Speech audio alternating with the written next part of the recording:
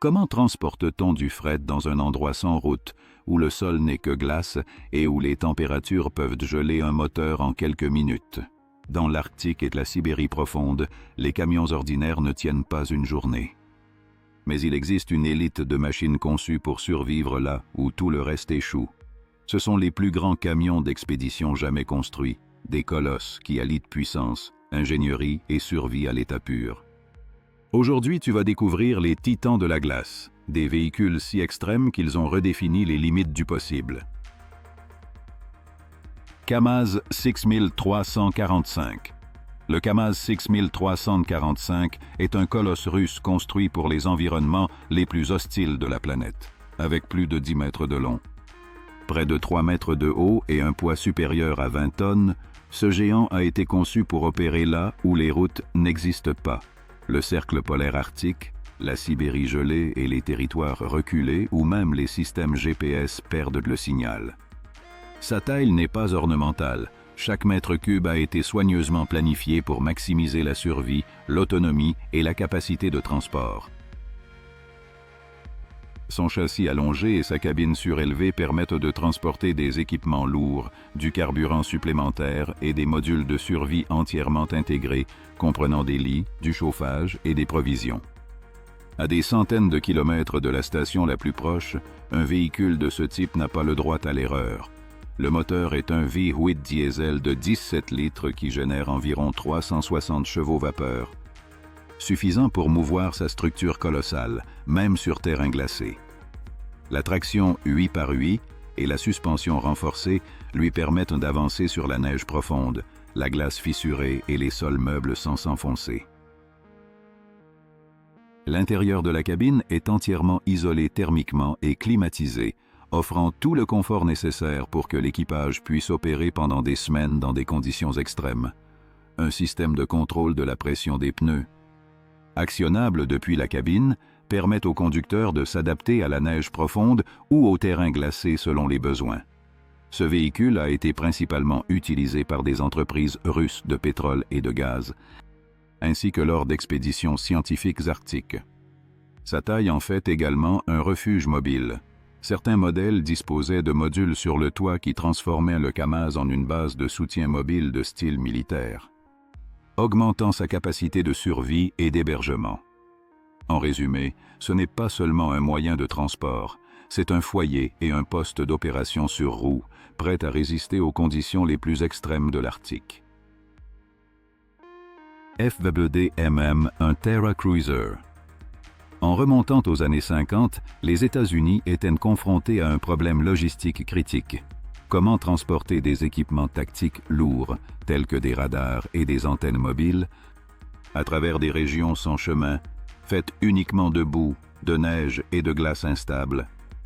La solution est venue avec le FWD-MM, un Terra Cruiser, un tout-terrain robuste, grand et polyvalent, conçu pour remorquer l'équipement militaire de manière indépendante, en mettant l'accent sur la mobilité et l'autonomie. Construit par la FWD Corporation, le MM. Mesurait environ 10 mètres de long, atteignait près de 3 mètres de haut et pesait environ 10 tonnes. Sa présence imposait le respect. Ses pneus à basse pression dépassaient 1,5 mètre de hauteur. Spécialement conçu pour flotter sur la neige profonde ou se déplacer sur des terrains marécageux sans s'enfoncer. Son moteur V8 à essence générait environ 400 chevaux vapeur et était connecté à une transmission intégrale permanente 4x4, ce qui lui conférait la puissance et la stabilité nécessaires pour manœuvrer sur des terrains imprévisibles. La clé du MM. Résidait dans sa capacité à opérer dans des environnements arctiques extrêmes, en remorquant des modules spécialisés comme des générateurs, des radars mobiles ou des systèmes de communication. Chaque aspect de sa taille avait un but fonctionnel, transporter un équipement critique avec suffisamment de puissance et d'indépendance pour atteindre là où aucun autre véhicule ne pouvait le faire.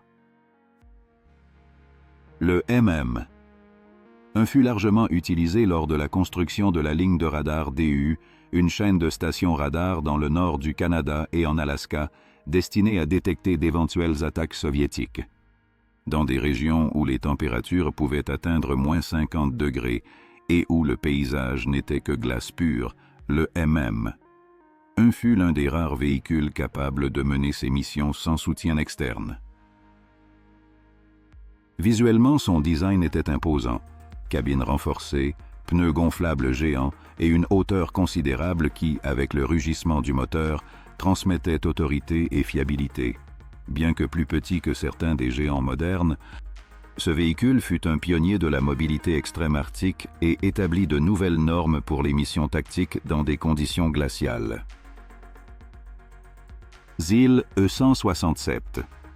Pendant la guerre froide, l'Union soviétique avait besoin d'un véhicule capable de traverser le vaste et impitoyable Arctique, où il n'existait ni route ni infrastructure, et où les températures pouvaient briser l'acier. C'est dans ce contexte qu'est né le ZIL E-167, l'un des tout-terrains les plus audacieux de l'ingénierie soviétique. Développé en 1962 par l'usine ZIL Zavod Emeni Liachova, le E-167 était un prototype unique conçu pour opérer dans des environnements extrêmes comme la toundra sibérienne, les marais gelés et la neige profonde. Sa mission principale était de transporter des équipements lourds pour des projets d'énergie, de communication et d'exploration dans des zones inaccessibles aux véhicules conventionnels. Avec plus de 8 mètres de long, près de 3 mètres de haut, près de 3 mètres de large et un poids supérieur à 7 tonnes, son apparence était un mélange entre camion militaire et rover spatial.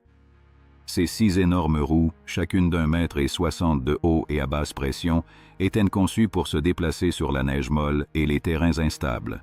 La traction était 6 par 6, chaque essieu recevant un couple indépendant, ce qui était crucial pour maintenir la mobilité sur des surfaces glissantes et encombrées d'obstacles.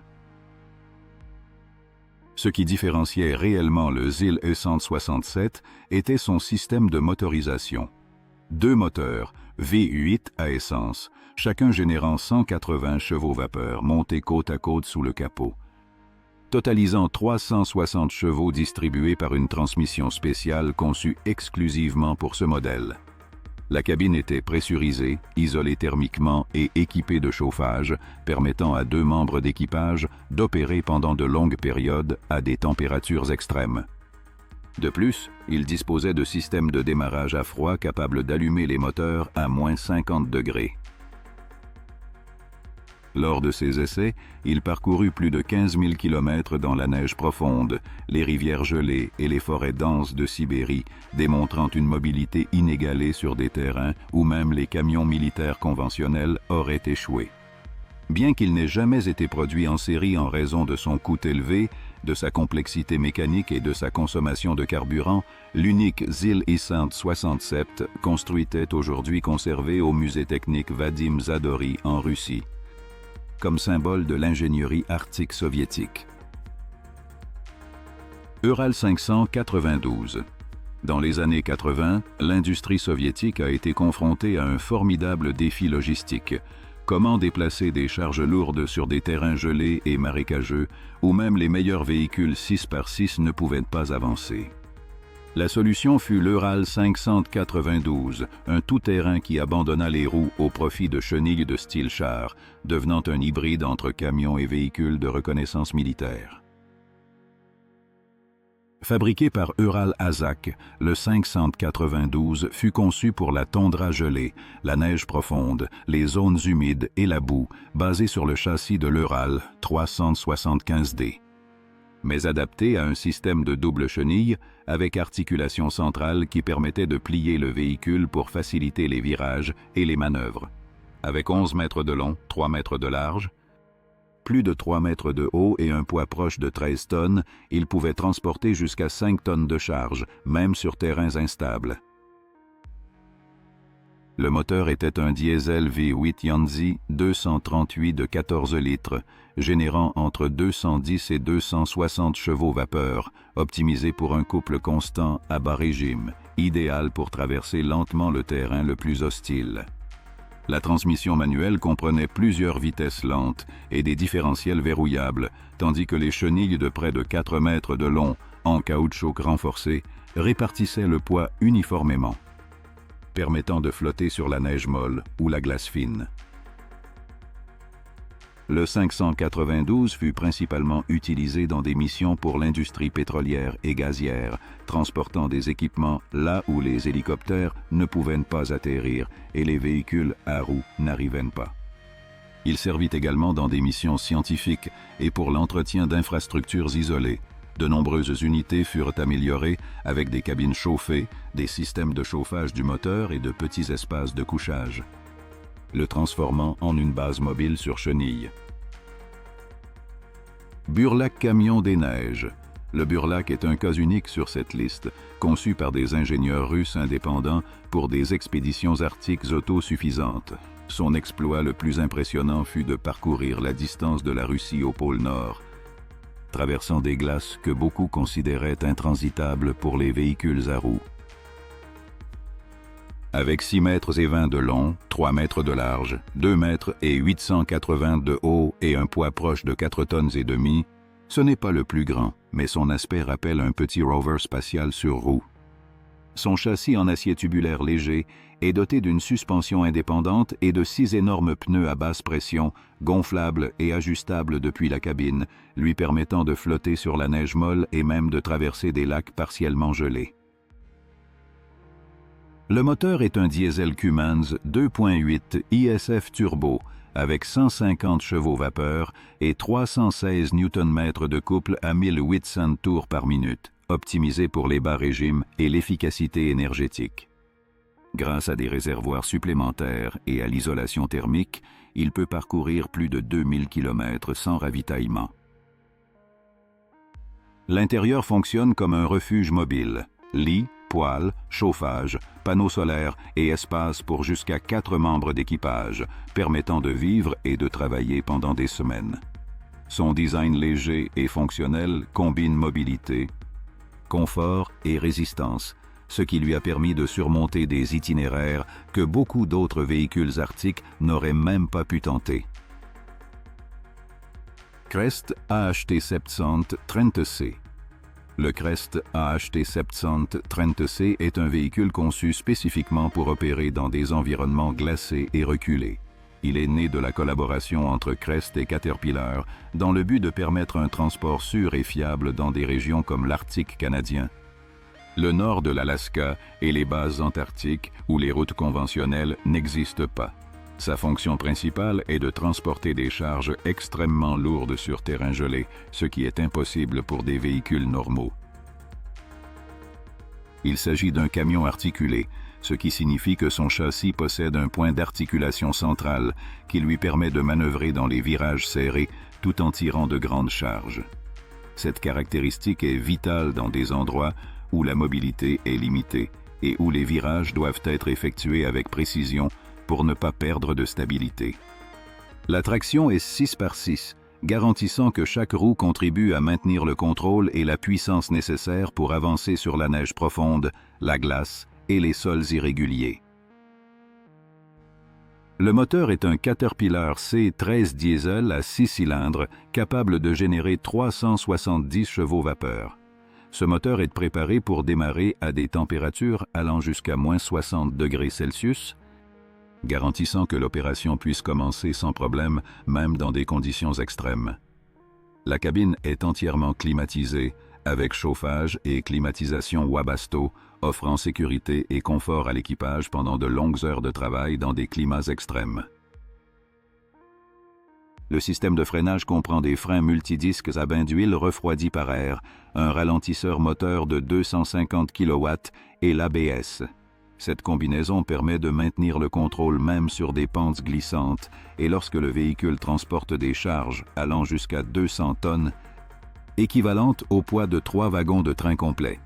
La suspension à haute résistance assure la stabilité à tout moment, gardant la charge et l'équipage en sécurité pendant que le véhicule avance sur la glace, la neige ou les terrains irréguliers.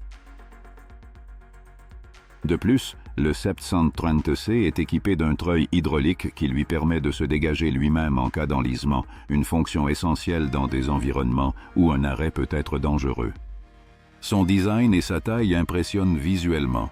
hauts, larges et avec des pneus géants capables de surmonter la neige profonde et la glace. Le rugissement du moteur s'entend de loin, rappelant que nous sommes face à une machine conçue pour supporter les conditions les plus extrêmes de la Terre, combinant force brute et ingénierie de précision.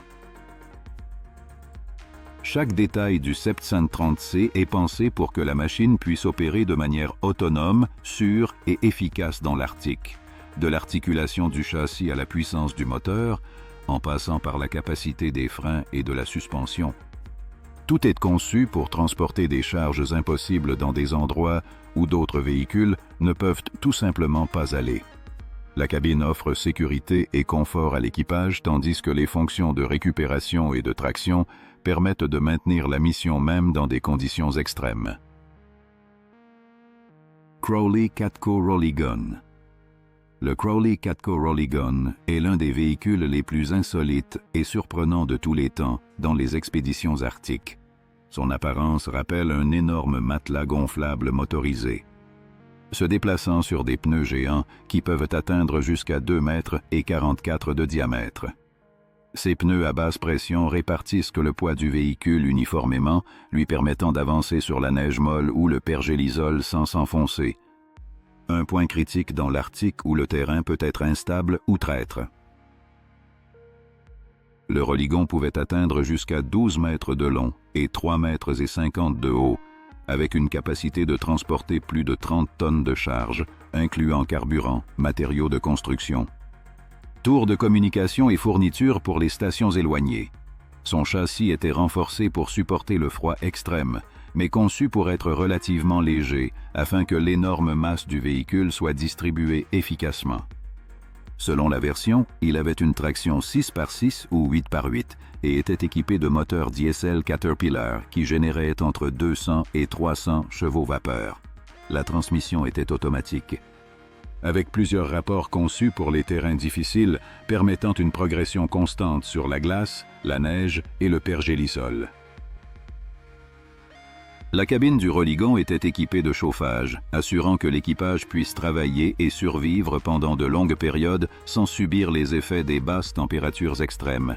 Son design inhabituel et ses roues géantes lui permettaient littéralement de flotter sur la neige, créant un mouvement doux qui semblait le faire glisser sur la glace. Cela lui donnait un avantage sur d'autres véhicules qui s'enfonçaient ou restaient bloqués dans des conditions similaires.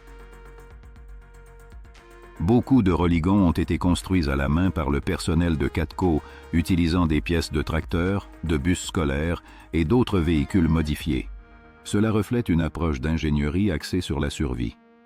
La fonctionnalité était plus importante que l'esthétique, et chaque unité était conçue pour garantir que la charge et l'équipage arrivent à destination sans défaillance. Visuellement, le Rolly-Gon est percutant, roue géante, corps allongés, et un mouvement qui semble flotter, ce qui en fait un véhicule facilement reconnaissable et unique.